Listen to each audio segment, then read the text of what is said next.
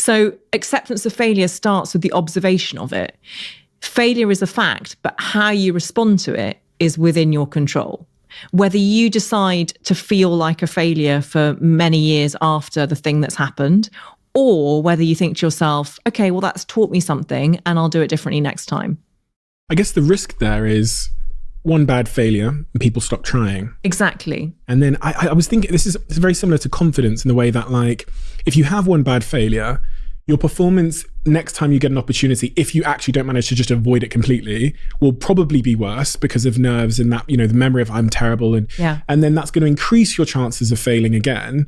And then the kind of like self-negative reinforcing cycle kind of continues, and your confidence and your sort of, your guts kind of cascade downwards, and can, for some people, work in the other direction where you have a success, your confidence builds, you walk on stage to do that, public speech next time around with a bit more confidence, you do a better job, which increases your chance of success, and it cascades upwards. Is that how failure works from your experience? It can work like that. I mean, to take the example you've just given, one of the ways of looking at that, if you're then stuck in a downward cycle and you're failing and you're trying the thing, is that you're therefore in the wrong situation. So you're in the wrong workplace, for instance, that isn't generous enough to like make you feel okay after your failures, or doesn't make you feel like you can be your true self, in which case I would argue you need to remove yourself from that situation and find the place that does suit you. Mm-hmm. Or it can be a question of mindset, and a question of applying that mindset that we've just talked about, which is, okay, I failed, I'm feeling in a downward spiral. How much of that is fact? That's a very difficult thing to do on your own when you're at a very low ebb. And that's why I'm a huge advocate of therapy. And again, I know that I come from a privileged place where I can afford therapy, but even if it starts with reaching out to your friend and talking about it, or reaching out to your work helpline and talking about it, or texting Shout, the mental health charity, or calling the Samaritans, that's a really valuable step.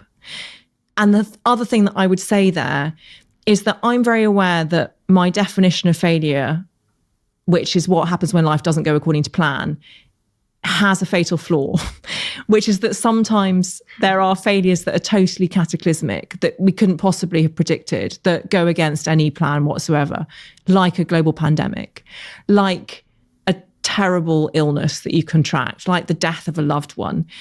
It would be monstrous for me to sit here and say those failures are as easily assimilated or learnt from or dealt with as failing your driving test. And so I'm not saying that at all.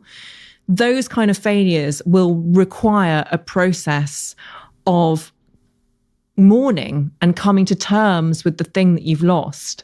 And that's absolutely right, and as it should be.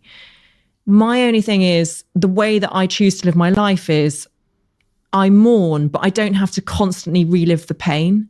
I can still feel sadness about something, but I don't need to live in that place of reliving it constantly. Becoming a victim? Yeah. And becoming defined by that. I can choose to be defined by something else. I can choose to be defined by my response to it. I can choose to find some kind of meaning in something that was meaningless at the time. And that's how I choose to live my life, because that makes it less sad. And I think that choice is available for most of us. So point number 2 in your book is you are not your anxious brain. I think you've talked about that. I met this man called Mo Gaudat, who used to be the chief business officer of Google X, but he wasn't happy. And he has a lot to say about expectation versus reality. So if we can manage our expectations of life, so if they're equal to or less than our perception of events and how they turn out, then we can be happy or contented. And he was the one who really brought it home to me that we are not our worst thoughts, that our thoughts are produced by our brain as organic matter, in the same way that blood is pumped around our body by our heart. Like, we wouldn't think we were defined by our blood, so why would we think that we are our thoughts? But actually, as you know, the premise of all meditation is that you can observe your thoughts. Who's doing the observing? That's you. That's you. Yeah. Why would you need thoughts? You don't need to communicate to yourself, so your thoughts are just being produced by your brain constantly.